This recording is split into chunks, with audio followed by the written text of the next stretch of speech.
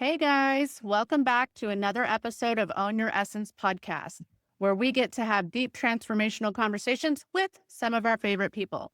We are your host Lee Walzak. and April DeMille. And as you can see, my bestie's here today. I'm back. Lee came back to grace us with his presence because we love him. Um, and I think I've said this before, guys, but there are going to be times that Lee gets to come around and hang out with us and guest co-host. So this happens to be one of those special occasions. So without further ado, Lee, I will let you introduce our new guest. Cool. Thanks. So today we have Olivia LaBarre on. I have done some sessions with Olivia myself. She's really awesome. So I'm looking forward to everyone getting to know her.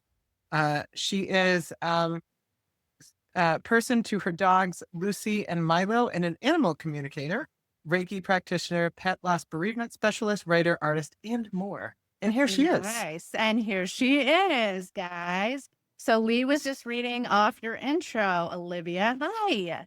Hello. Hi. Nice So, oh, go ahead. to have you with us. I was just going to say, that's Yeah. it. Yeah. To be here.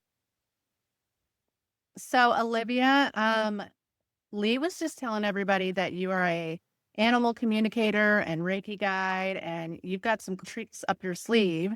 So I'm curious, how you came to, I guess this point in your life where you're like, I am all these amazing things. That's a good question. I'm not one of those people who's like, oh, I've been this my whole life, or I didn't see myself as an animal communicator or energy worker, psychic medium, or anything like that. For most of my life, I did have experiences that were very psychic, definitely experiences with the spirit world. And I did, when I was younger, talk to animals. But it was just like, I just thought it was like normal, and it was in a way that I think most kids do. Um, and so I really grew up my whole adult life, just kind of putting all of that aside. And it wasn't until I had a whole career in publishing and marketing. And it wasn't until I became really unhappy in that career, and I also adopted my first dog as an adult, or like at least my own, that I adopted. Um, it wasn't until that I was even turned on to any of this, or realized that my sensitivity was more than just sensitivity. So I would say I started going to receive Reiki. I went to Reiki sessions for myself because I was really unhappy in my career, and I was doing like talk therapy for like my whole life. And I was like, I need something more. What is this Reiki thing? Somebody mentioned it to me. I started having Reiki sessions, and it really changed my life. I felt really way more connected with my intuition, with what I wanted. And that kind of led me to taking some other classes, psychic development. And I was sitting with my psychic development teacher one day after class, and I was like, oh, I got to get home. My dog's been pooping on the floor. And I was like, I don't know why he's doing this, because I know he knows better, and I don't get it. And she goes, why don't you just ask him? I was like, oh, that's a thing I can do? What? And she said, yeah, use your skills, your psychic skills that I taught you. And so I was so excited. I went home and I actually started Googling some things, and I just tried connecting. And it's funny because my dog Milo didn't really want to talk about why he was pooping on the floor right away, but he told me that everything he has to say is really important. Like, I should really listen to him when he barks. He was just mad because you were leaving him there. Yeah, well, and then he was like, oh, it was a boundary issue. I really hadn't made it clear that it wasn't okay. And I also wasn't giving him the sort of schedule he needed or like that he could count on either. Yeah. So you figured it out. But yeah, I've actually realized that like for me, communicating with animals was like way easier than the human stuff. And it just came to me really naturally. And I started like practicing. And yeah, here we are. So you brought up a really good point, though, when it's easier to talk to animals than people. I really want to dig into that one because that is beautiful. Do you have any thoughts on that? Because I know, like with humans, we've got these roaring, nasty, gnashing egos, Mhm. and like animals are like whatever. We don't have anything to prove, you know? Yeah, definitely. I think that is a lot of it. Animals are very, I mean, I hate kind of like generalizing about all animals because I do look at them as individuals, but I would say that like more than human animals are different than us. We do carry a lot of baggage, ego, Conditioning, all the things. shame, so much stuff, yeah, as humans that Yeah, it's almost like um a many layers to cut through. And with animals, um or I should say more than human animals, because we're animals too. But with them, yeah, it just feels like pure communication, no BS. yeah, Really just like tell it like it is, and it just feels so straightforward. yeah. Yeah. I definitely would agree with that too. Lee, do you have anything you would Yeah, want well, to? I'm current on that too because I think it's funny. Because for me, I think the human part, like the mediumship with human souls, is actually easier for me. And trying to communicate with animals, I think I've told Olivia this before, but Mhm. Yeah. trying to communicate, like if they're departed, it's different. If they're alive, it's just like I don't know where that signal is. Like I can't. Oh, gotcha. Yeah. I think it's funny, but I will say too, I have sat, I just want to give a shout out for a minute to Olivia because I sat down with you over the past few years. I think I found you in like 2020 Yeah. and you are really beautifully gifted at what you do. Like the way that you bring through their personalities, whether they're departed or they're alive. Like I've had both the experience with you. And the way that you capture them and the messages in the moment and the evidential piece or what I would consider evidential. I don't know if you consider yourself evidential. That's just a piece that kind of comes along with what you do. But that piece about you knowing things that, are just beyond like guessing and things like that, like was just was really significant for me. So I just wanted to give you that because you really do have such a profound connection, I think, to our animal companions and I love it. So I don't know. Thank Yeah. you. Nice. He's gassing you Yeah. up, lady. Yeah. Thank you. Wow. I'm so glad I just Yeah. you do this podcast stuff. Yeah, it's like, well, thank you. And please send me any business you want to. Yeah, which is exactly why we had you here. So, like, hey, people, you guys are missing out on something. You got to check it out. Yeah. Yeah. Well, whenever I have like a personal experience and, I know how the person works and you are so authentic in what you do. But I was curious to something that you said. You said you had experiences growing up that were what you would in retrospect maybe call psychic with animals. But I'm curious like what that might have looked like as more of a kid or however old you were at that point and like what it looks like now and maybe what your viewpoint of it was back then. Like, did you even understand that there was something happening or was it just kind of like, oh, that's weird? You know what I mean? Yeah, no, I think it was just like a natural part of life. I grew up in like central New York, upstate New York, not the city.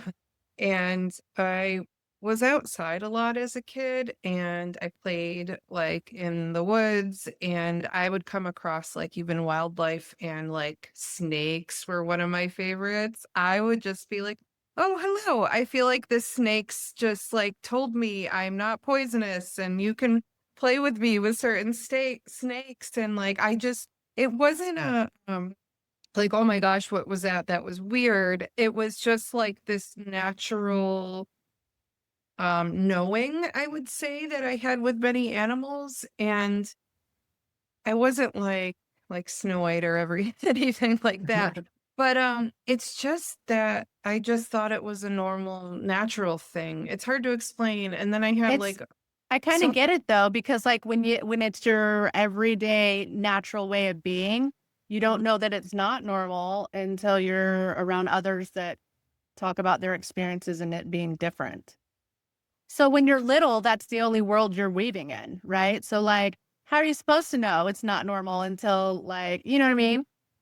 Yeah, exactly. Yeah. And it's like one of those things where anytime we did have different animals and everything, pets growing up, and I always felt more comfortable with them than like my cousins or relatives or whatever. I'd be like, I feel, or like the horses. My cousins had horses, and I just craved like going to see them because I felt like they brought such like grounding and wisdom. And I felt like I had relationships with them. I went to like horse camp when I was little too, and I didn't want to be friends with like any of the girls. I just wanted to be friends with the horses because I felt really shy. Yeah.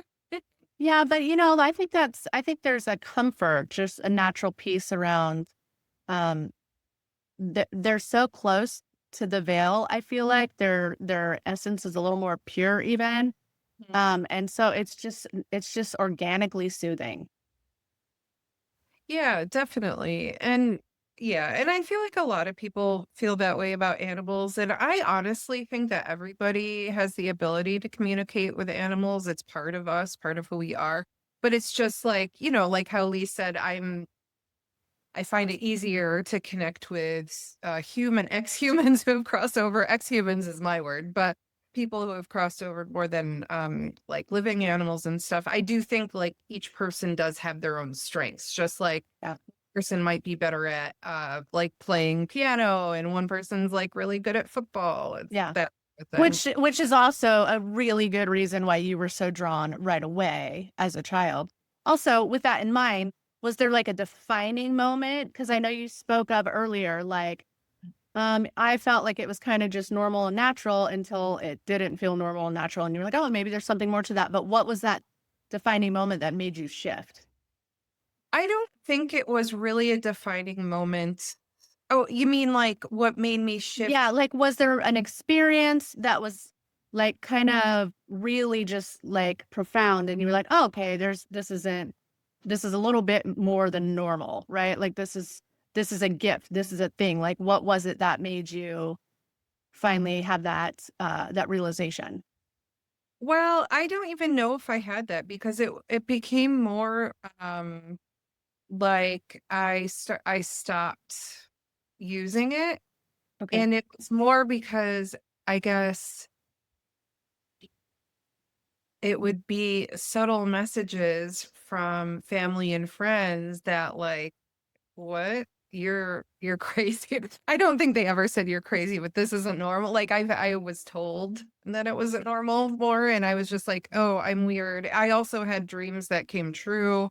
I had all sorts of I would in the middle of the night I would definitely see spirits. Mhm. And I was told like you're just imagining things, you're just too sensitive, you're just it was that sort of thing over and Yeah. over. I Oh, never had yeah. one defining moment, but then Yeah. in college, I did have some pretty intense experiences more with humans than animals, in spirit. Um, and I definitely, when I was young, we had we had some pretty tragic like animal passings, and one of my dogs, after he died, I do really feel that I felt his spirit, but I didn't tell anyone. Yeah. And at that moment I knew I not to tell anyone. Yes. Oh, that might be a defining moment. Yeah, because, like, I mean, you're kinda speaking our language. Like, I grew up very conditioned and programmed that way too. Like, I thought it was normal to see spirits and talk to angels and do these things, right?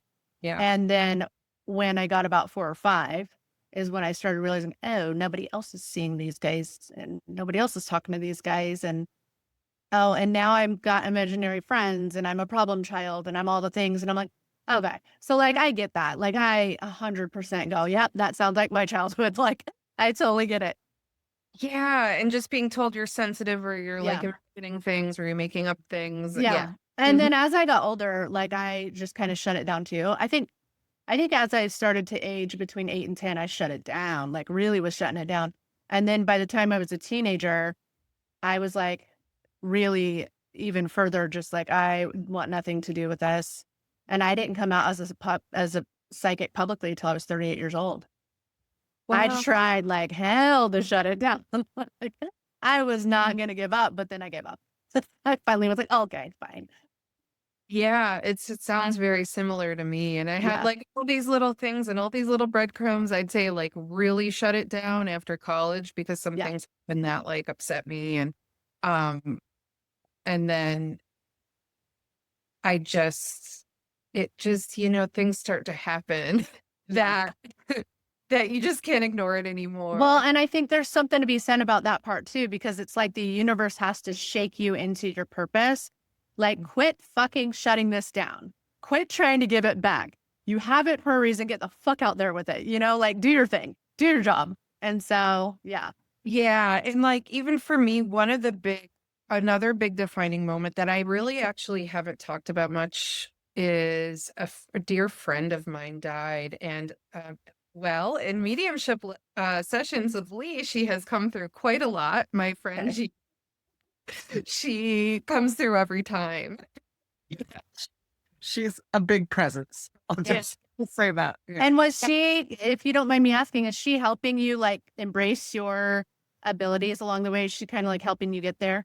Yes, so Okay, like cool. of her death, yeah, and that's why I bring her up. Like she died, and then I had some experiences where I just could not deny Right. that I was connecting with her in spirit. Yeah. And um yeah, that really set a lot of other things off for me. Yeah. Um and she to this day like helps me quite a lot. Yeah. Yeah. That's pretty, I love that. That's really cool. I love that too. And especially having had some experiences with her coming through and kind of getting a feel of who she was. And every time you talk about her, I feel like it's one of those, she pops in and she's, not necessarily to say anything, but she's present sort of thing, which I find so funny. Um, I was curious though to what you were saying, like both you and April would talk, and I have similar experiences, maybe not in the same way, but about, being told that you were too sensitive and things like that. So it's almost like sensitivity becomes like a negative in a way, as we're kind of evolving. And it's like, well, I need to shut this down. I can't be so sensitive. I'd be curious though, like what your relationship to your sensitivity is now, as opposed to like what it was then. Cause I know for me, I always looked at it as kind of like a negative, and now I have a completely different sort of way that I define my sensitivity and my relationship to it. So That's I'm such just a good question. I love that one.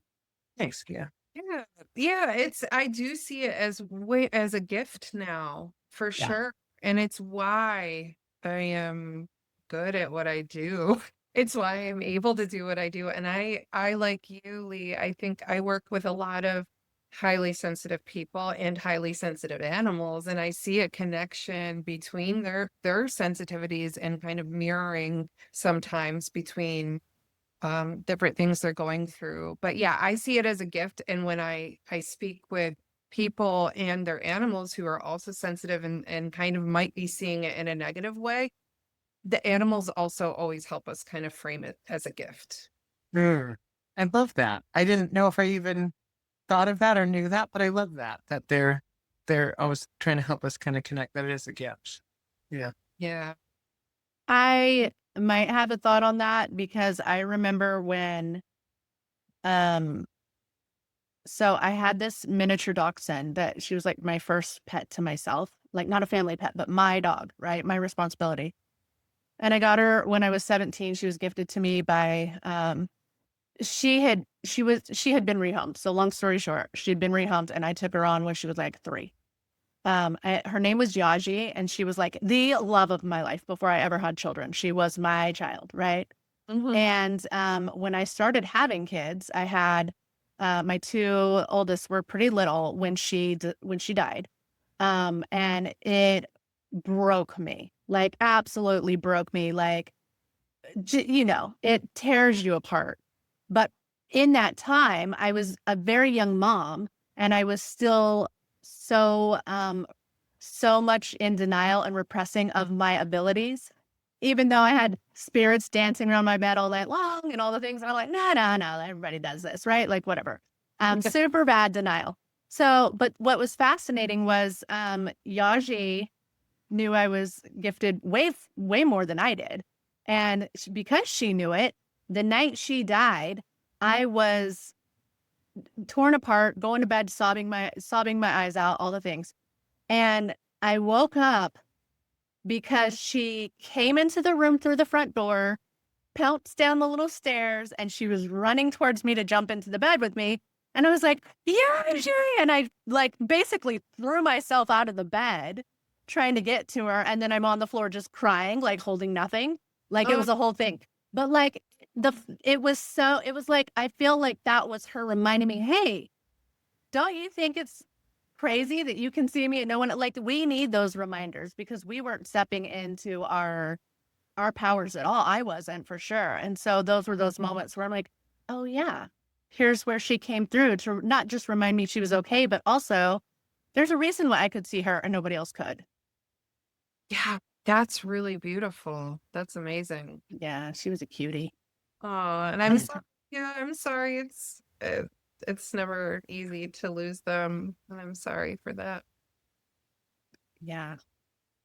I was curious, Olivia, if I know it's different for everybody and like every animal companion, I call them animal companions, or they have different things to say and different messages that come through. But I'm kind of curious if you have seen any general kind of thread of, something that comes through a lot from animals about like what they want us to know or, um, anything like that, or maybe nothing at all. Maybe it's just different every time, but I'm curious if there's like a commonality, that you can maybe think of that, they would like us to know that we just maybe don't pick up on, or most people don't pick up on. Yeah, I think that's a good question too. Like if there's like a common way they show up or Yeah, so I'd say there's a lot of those things. Every conversation is different, but I definitely see like threads, commonalities, as you say. And sometimes it's interesting, they'll come in waves as well. And I'd say one that's coming up a lot lately is I've been working with a lot of people who have lost their animal companions who were like their soulmate, who were with them for so long. And they always remind the people, like, yes, of course you're going to grieve my physical presence, and of course that is really hard, and I honor that, but like the connection and the love that we had is still there. And I'm gonna do some pretty cool things to show up and like to show up for you and give you signs. And please look for the signs. And sometimes they'll say specifically what they are, what they could be.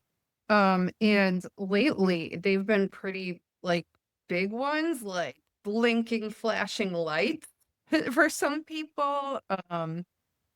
It just like big ones, and they happen. They say, I'm gonna come through in this way, look for it. And it's like in ways that we think are like maybe nearly impossible.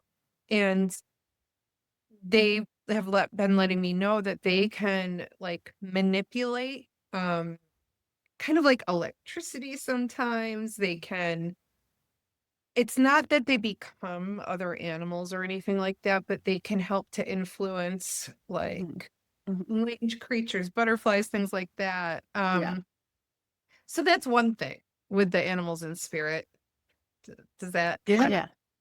I love that. And I think so much what you just said too, I find the same thing in mediumship with, Yeah. souls that were human in their incarnation. Like I find that it does come in waves, like you say, some of like the commonalities seem to come in waves. Like, I'll sit down with people and it's like very similar kind of thing. And then also what you were saying that, it's not that they become the deer that, walks across your backyard when you're thinking about your father or anything, but they have a way of influencing like the deer or the butterfly or whatever it is. And also the electricity thing that comes through quite often actually with the electricity. So that's so funny that It animals, it's really definitely. does. Yeah, that does. I would say the electricity is a big one around me too, and I think it makes sense because they're not bound by the 3D reality that we are, so Mhm. they can influence anything they want. They have pure freedom. Yeah, definitely. And yeah, and I know, yeah, it's for like pretty much any being in the spirit world, right? Yeah. It's Mhm. cool. And then like living animals bring up other threads, other things. But one big theme I think through all of my sessions with living animals is how connected we are to our animal companions and how um when there is something going on with them, yes, there can be something, they could have an illness or something, but sometimes it is connected with something that's going on with you. So part of Like I another think, mirror. yeah, like a mirror in a way, or like, an animal like a cat might be pooping outside of a litter box and it's a weird thing. It's not because the human is pooping outside the litter box. And sorry, there's so Right. much in this conversation, but there's quite a lot in my sessions. But yeah, it's like not that they're hearing like you're pooping or whatever, but Right. But the about behavior. Yeah. anxious. Yeah, Yeah. it's an expression of anxiety, and like they're like, oh yeah, I'm feeling like there's so much noise outside the windows lately and it's really stressing me out and I can't really like, like hear myself. I just feel so stressed by it. I don't know what to do. And then turns out like the human is like, my life is so stressful. There's too much going on. I'm not taking quiet time. And the like solution may be like you just chill together a little bit, check in with yourself, ask yourself what you need, because when that like you're actually like energy modeling for your animals a lot of times. So many times, what you do to help yourself will also help them, especially when it comes to like anxiety and things like that. Does that make sense? Yeah. Yeah, Yeah. for sure. I love that. And I think that makes sense. I think I've seen it happen in real time too. So Mhm. the fact that I think people do that for each other as well, especially if you're like living with somebody else, like we become mirrors and your energy just naturally kind of interconnects even more closely. But I think we do that for each other too. So it totally makes sense that our animal companions do the same thing. Yeah, Um, exactly. Humans do it too, for sure. yeah. Um, I think I asked you this once before personally. I can't remember now, but I totally want to go there again just really quickly because I'm fascinated by this idea. But do you feel that sometimes our animal companions like choose us or it's sort of like a divine sort of setup that we end up with this specific cat or this specific dog? Or because I know with my cat now, and I think I have said this to you as well, but I know I feel like it was just always meant to be that I just came across her and we were, so I'm curious if that comes up for you a lot or what your thoughts about that are. Yeah, I do see it quite a lot. And it's so funny because I'm like such a reluctant spiritual person. So like some people and like always been a skeptic. And I know there's like this idea of like soul contracts, which actually sounds so corporate to me. I'm like, contract? Right. Why? But the idea that, our souls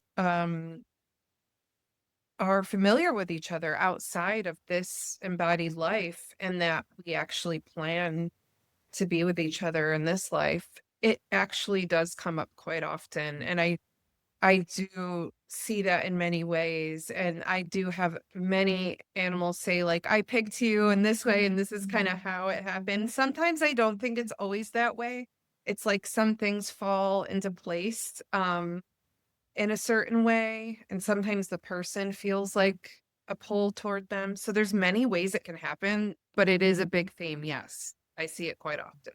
And it's especially with those animals that you feel like this really special connection where you're like, do we know each other? Or like you just feel that soul bond. I don't know if every person feels that with every animal, but it's especially for those. Yeah. Yeah, and I get really intrigued by that because I've had, animals throughout my life, animals growing up and all that, and I've loved them each one. And there's always, I think, been like a special, unique kind of bond. Maybe like children for some people. I don't have children, but like, you have a unique bond with each of your children in a different way and you love them. But I'll always say that when it comes to my cat Bernadette, who you've communicated with before, but I I always just feel there's something different there. Like it just feels different in terms of like I don't want to say a stronger bond. It's just more like you were saying, like more familiar with her, or like just like everything set up in the way that it was supposed to, and how she interacted when she first met me, and it was like she knew that she was trying to come inside, like the first time she ever met me, and I'm like, who do you belong to? Like whose cat is this? And it's like she knew, and I took time to catch up, but I find it intriguing because I feel like I've only really had that with her, even though I've loved the other animal. Does that make sense? Yeah, totally makes sense. Yeah, I feel like that's also what I was trying to get at. Like it's not like necessarily with every animal and every person, you know? Right. Right. It's just like people in our lives too. It's like as Yeah. souls, like I can't pretend to know everything or know how it all works, but the animals have told me a lot about this of like they'll show me images of like a lot of times it's like glowing ball, like them and their people and kind of like show me kind of like these visuals of them like of you and like almost like being together, intertwining, like the going to earth. Yeah, it's pretty cool, and it took me a while to even, like, understand what they were showing me, but Yeah. That makes I can sense. appreciate it. Yeah, I can too, because like I know I'm always learning my reference system and it changes. It even changes still. Like I'll get some massive, upgrade and then I have to relearn my fucking reference system again. Like I'm like, oh great. We just gotta, we just gotta, we gotta level up, right? And so then when we do, we're like, now we have to learn it all again because it changes. oh, yeah, it's definitely yeah, I really try not to stick too much to, like, too many symbols or even, like, too many references, I because they can even change, kind Totally. of from conversation to conversation. And based on who you're sitting with, and yeah, like all Yeah. there's so many, yeah. So it's yeah. You know what? I have a question for you. What is something that you wish people understood a little bit more about grieving during pet loss? Oh, about grieving. So when you say people, is it like the people who are going through the grief or other people who are like supporting the You know what? You grievers? could do both. Okay. Yeah, let's hear your spin on both. Yeah. So I guess for grievers or people who are experiencing the loss, oh gosh, I just want to tell everyone that it is not weird to like feel even sadder sometimes than you do about your animals. Like sometimes people will say, I feel even worse, like my grandma died and I didn't feel this bad. And that is so normal because of the type of bond you have is it's different and really deep. And so first of all, you're not weird or wrong for feeling that, I would say. And then the other thing is like I feel like sometimes people worry like maybe other animal communicators or other people have said to them that like your animal would want you to be happy. Don't cry. No, no, no, no, no. God, that's the worst. Your tears, your grief, your emotion honors them. It is a representation of your bond and your love.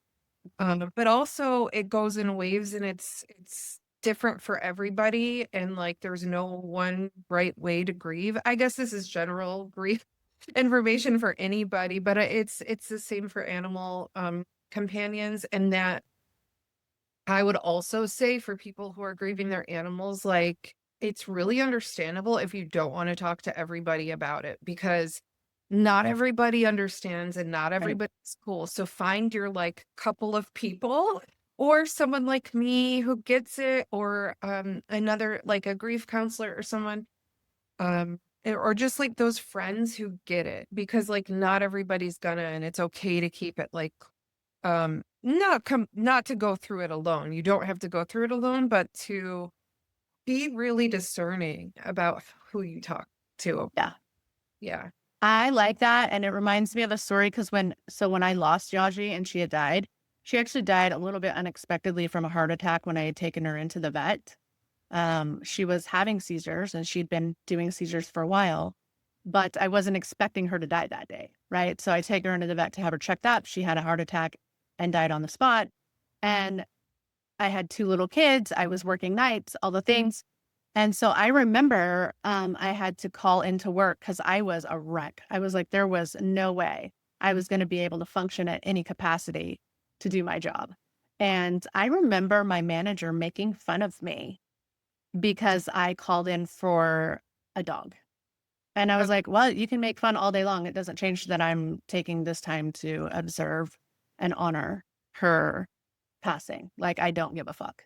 Like, but this was in like 2003 when, there wasn't, when our healing arts wasn't so a little more welcomed. So, Yeah, that makes sense. And sadly, I hear a lot of stories like that. And I do think it is changing, which is a good thing. mhm. But um, yeah, I'm sorry you went through that. That's Yeah. But like, that's why I emphasize the importance of your message because it doesn't look the same for everyone.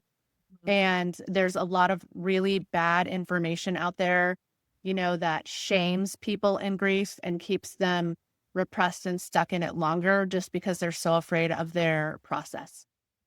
Yeah, totally. And everybody's different. Some people say like, "Oh my gosh, I do not want to get rid of my dog's bed. I want it here. It's just I can't." And is that okay? Yes, the answer is yes, that's okay. Another person is saying, "I had to get rid of it. I can't look at it." That's okay too. Everybody's different, and the animals are so supportive in spirit of like what you need Yeah. to get. Like they're not going over there, don't throw away my toys. No, not those. Like they don't give No. a fuck. They're not stuck in these bodies anymore. They are so free and they want us to be happy. That's all they care Yeah. about. Yeah, and they just want us to like go through it. They're not even like even they it's okay if you're sad too. Like, Yeah, well, exactly. it's and like, sometimes they will say cool things like, "Oh my gosh, I saw that you're getting a tattoo of me. That's cool." Or like, they took my water bowl and you're filling it every day. That's so cool. But it's not like they're judging it, or if you don't do that, they're gonna be mad. There's none of that stuff. Like it's Yeah. all like really supportive. And yeah, they were like, "I'm free and like out of my body, and you're in your body. You need Right.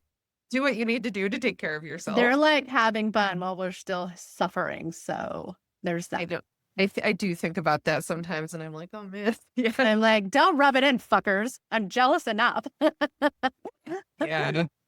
But yeah, and then like the advice for other people who are friends, or like other people who are like outside of like trying to be there for the griever, like I'd say it's just very similar advice, or like listen to what we just talked about, but like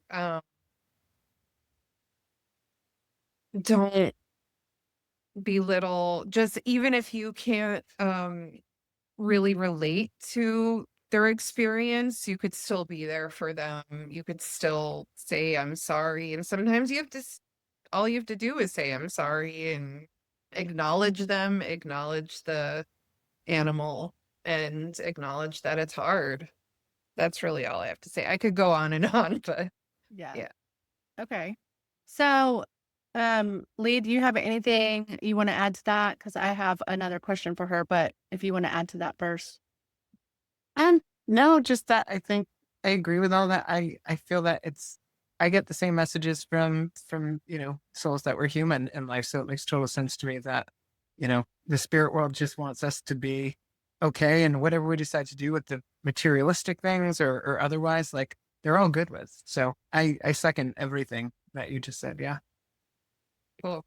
Cool. Once in Thank a you. while, you'll have like a person like my sorry, I'm just going in there like my friend did a mediumship reading where someone was like, "You changed my macaroni and cheese recipe," but like, you know, that was just like, the person really doesn't care, but also they're still being them, you know? Fair enough. Right. Because how else would we know Yeah. that it's, where's that evidence if we didn't have that? Yeah. Yeah. Yeah. It's rare that they really, really actually care. Yeah. Yeah. I've experienced that where when they'll come through and just to validate their personality, Yeah. who they were in this physical incarnation that we knew them as, they'll say something or do something like that. But they'll remind me like, I don't really care. I'm just bringing it up because I want them to understand it's me and that I'm seeing what's going on and, Yeah. and all the things. So that's funny though about the mac and cheese. Yeah. No, Yeah. I would 100% agree with that one. Yeah. So, Olivia, I have a question. I want to know what your thoughts are on pet hypnotism. Oh, that is so interesting. You asked me that. Yeah, So, I have a direction, but I want to hear like how are your experiences around that? Have you had like I want to hear what your thoughts are on this topic. wow. So when you say pet hypnotism, do you mean like hypnosis for animals Yeah. or? Not Okay. I'm not talking about like Reiki necessarily, however they might overlap actually, but like what are your thoughts on pet hypnotism if someone's like, I want to have my pet hypnotized and I want to see maybe where some other energies are coming up for that, whatever that is, right? Any thoughts on that? Yeah, so my thoughts are, first of all, I haven't quite heard of people directly doing hypnosis to animals. The only thing I've actually come across is like the proxy hypnosis. So you kind of get hypnotized as a proxy for your animals. Oh, that might hold on. That might make sense. Yeah. I have a story I'm gonna share with you in a second, but I want to hear your thoughts first. So, Okay. And I have seen that, and I could understand how that might do something. I've also had a dear friend who is a hypnotist, and she is awesome. She had, hopefully she's okay with me telling this, but I won't give like any identifying details, but she had like an issue going on with her dog that she felt was kind of related to her. She was trying everything with the vets and everything, and she ended up kind of like throwing up her hands and doing a hypnosis session with a friend, or doing a series of them like around this issue, and it actually helped the issue. Um, but I honestly think it makes way more sense for like people than it does for animals. okay. Yeah. Okay. So that's where I am. I don't know, like I can't pretend to know a lot about it. That's just my opinion.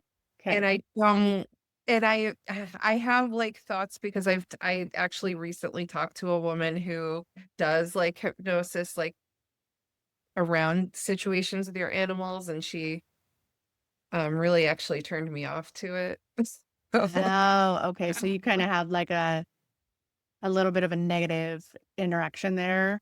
yeah, Okay. but I'm really open to it, and I'm actually in talks with my friends about actually incorporating a little hypnosis into one of my programs. You totally should.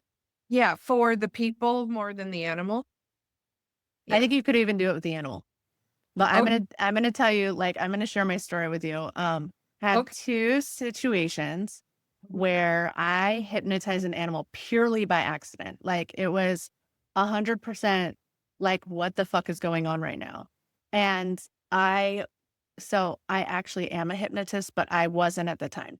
Okay. So, um, and even when I say I practice hypnotism, it's more like guided imagery. I'm not diving into full hypnotism, right? Okay. Okay. But as like I was, a little context, I was gifted from a very young age, which we've already kind of gone over that.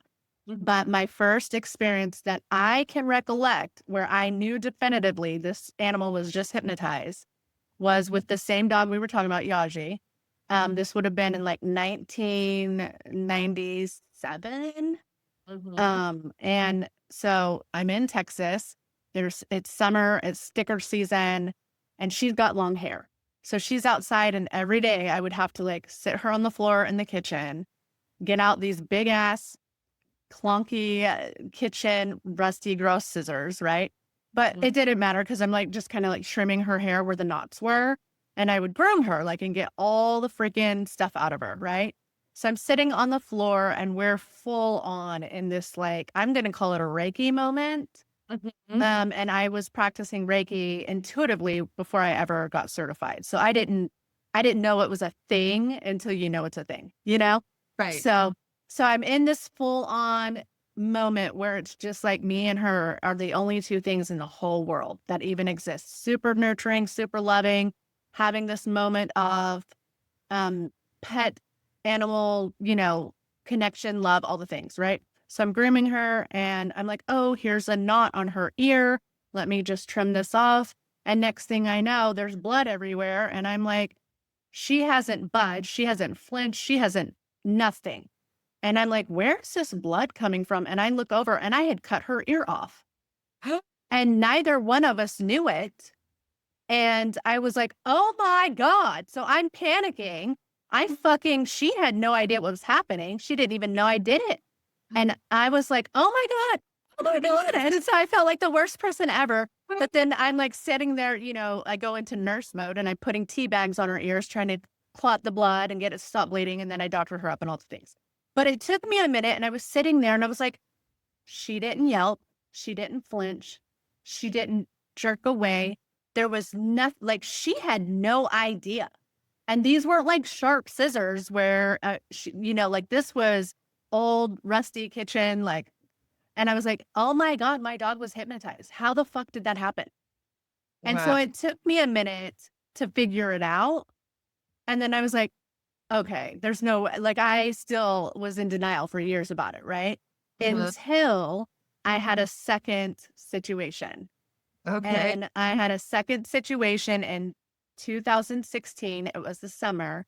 And I had rehomed, I had kind of adopted pet, a ball python. I'm not really a big snake person, but this is the second python I ended up raising, like hand raising, because otherwise it was going to die. Basically, that's what it came down to. And I had this little ball python and she was going through her shedding phase. So I was like, okay, well, I'm going to take her over to the sink and I'm going to rub off, like, help her work off some of this, the skin. So I'm like, the one thing I had noticed about her was she loved when I worked with her. So I'm like full on giving her like these body massages, like working on the face, like working off this shedding skin and all this stuff. Next thing I know, her eyes are like rolled back in her head and she's pooping and peeing all over me, like just lost all body function. Oh And my I was goodness. like, and then I just like, I kind of stopped petting her to see what would happen. And she just stayed there, like moving, like it was the weirdest thing I've ever seen. She's like, was still kind of like moving. Maybe a python breeder will help us understand this, but she was kind of like slowly still moving her body as though I was working her, but I wasn't really anymore. And her eyes were still rolled back in her head. I was like, oh my God, she's hypnotized. And so it was like, that was the second time I was like, this is a real thing. Whoa. Yeah. So that's kind of why I was like, I'm just curious what your thoughts are on pet hypnotism, just because it wasn't at will for me. Like, it wasn't like, oh, I'm going to go do this thing, but 100% it accidentally happened a couple times. Wow, that's so cool and interesting. And yeah, I think also what comes up for me around like hypnosis with animals is just like with communication and Reiki as well is consent. Yeah. There's one thing if you don't know it, you don't mean it. Like some things happen and you're like, what is happening? And you're Yeah. way, right? But then I wonder, I would like want to make sure that the animal gave consent, which you can, you Which I already had because like they came to me because of their need for me. So that to me, that was a consent. yeah, and it's not you, like, I'm not Yeah. saying your situations are also very, like, what's Well, surprising. that's true. That's true. Yeah, Yeah. but Absolutely. I'm just saying, like, if, when we do if we were to do it intentionally, like, that Mm-hmm. would be really important, but I also feel, um, I just don't know enough about it, like, it's really cool. That's Yeah. cool. I was just curious if you had any like experiences, anything like that. But I think you've done a lot of Reiki stuff. So Oh yeah, and there's definitely times where we're like in like even with my own animal companions, like in zones and like I'm like, what just happened? Where yeah, it's like sometimes I think even like accidental Reiki happens too, and I'm like, oh, oh, totally. Yeah. yeah, and or just like I'm doing my own like meditation or something, and it's like all of a sudden they're in there. They're with me. They're like, things like that. But no, I don't have a whole lot of experience. And this is actually something I'm looking into right now. So it's so cool that you bring it up. And it's definitely like I've been Here's your confirmation. I think that's what the universe is telling me. And really the the places where I feel like it could be most useful is when there are like patterns and that you have between you and your animal companion that just like with people like kind of are healthy and they're kind of like um these cycles that you find it very hard to break. There's not something that's necessarily like uh purely like physical, like veterinary going on. A lot of times sometimes there is a little bit of that, but there's also like behavior involved and the whole, it's, I see it as like a way to almost like break cycles. And like, for instance, one thing I'm going to experiment with my friend is me and my dog Milo. He likes to really bark a lot at me while I'm making his food, and I've tried everything, but it gets to the point where he's gonna hurt himself because he's like what I call barcoring off my legs and off Oh the my gosh. off Yeah. of the, like everything, and I'm like, oh my gosh, you're gonna get hurt. I think he did like tear his nail one day, and I'm just like, oh, and I get all worked up about it and I'm like, "Oh boy, I need help like breaking this whatever this cycle we're in." And so I'm going to try hypnosis with my friend and I can let you know how it works. I so want to hear how it works. Yeah. I definitely need some feedback on that. Yeah. Because that's what I would like to bring into my More Than Pets program, which is a program where we work on like our relationship with our animal companions. And there's like all different elements to it, like communication, energy work, just mindfulness of the energy that we share as well. And that's part of it. It's like, okay, are there issues that like we need to like break some cycles here? So yeah, I'm Mhm. really excited. Yeah. That's so neat. I love Yeah. that. I definitely want to hear how that goes. Hmm. Um, just as a side note too, for anyone watching, April told me the story about her dog first, and that's why my face was like not reactive. But um, and the dog was okay though. April, you said Oh right? yeah. No, she was Yeah. fine. And also, for the record, I was a vet tech at the time. So I already knew how to, get into gear and nurture her and have her checked out. She was fine. It was, yeah, terrible vet tech. Then I cut her fucking ear off, but hey, whatever.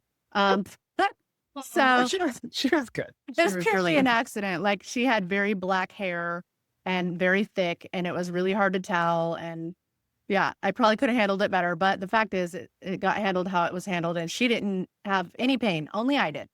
I was the only one feeling pain. Wow. Yeah. So So did she have to get her ears sewed back on or like no, she didn't. But it did cut off a pretty good like slice of the bottom of her ear. Yeah. Yeah.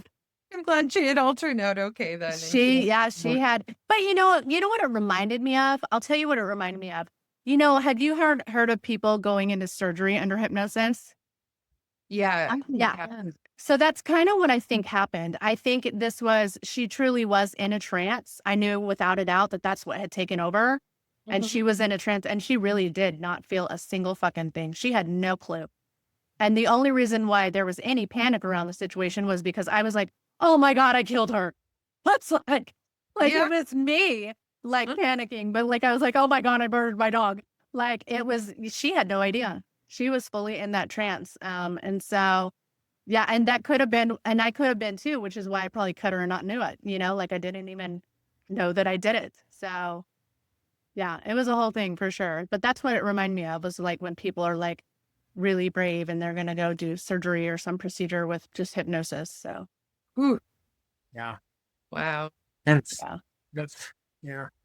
But definitely, I'm curious too, Olivia, if you start implementing the hypnotism and all that, and or if you work with it anyway, I'm totally interested to see how that turns out. So you'll have to Yeah. share.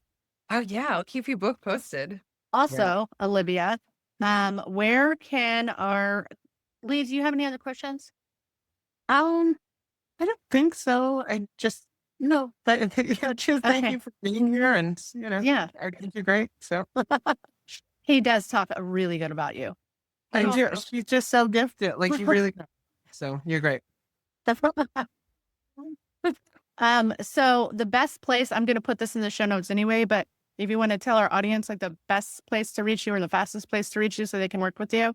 yeah, going through my website pretty much for everything. It's my first name, last name.com, Olivia LaBarre, and they'll see it in the show notes. Okay. It's OLIVIA LABARRE.com. It's kind of a mouthful, but there also they can sign up for my newsletter. I send a monthly newsletter with a whole bunch of like tips and helpful things for animal communication, also like people who are going through grief and end of life circumstances, a bunch of resources, and I also share my art that I create from what animals tell me. Oh my God, fun. Yeah. It's so cool. Oh, It's I so have, is it, so if I go subscribe to your newsletter, will I get to see the art then? I can just, yeah, well, you'll see it when I like the future ones. I am going to put it on my website as well, Okay. but you'll be the first to see it. I can also forward you some. Also, oh yeah. And also, do you have Facebook? Like, can I connect to you on Facebook? Yeah, you can connect to me on Facebook or Okay. Instagram. I'm just not super active on social media. Okay. So I'm there, but that's why I don't really point people there because I'm Yeah. not like super active. I wasn't talking about them. I'm talking about me. You can I was connect- being selfish on that one. yeah, you can connect with me on Facebook. Okay, cool. So okay, then we will have that in the show notes for sure. And then Olivia, thank you so much for coming on here and sharing with us all your little magic tricks. You've got some cool stuff going on, and I think you've been pretty insightful. Oh, well, thank you for having me. It's been fun. Thank Yay. you. Okay, well, if you guys are good, I think we can stop here. Mhm. Yeah, ready? Okay, bye. Huh?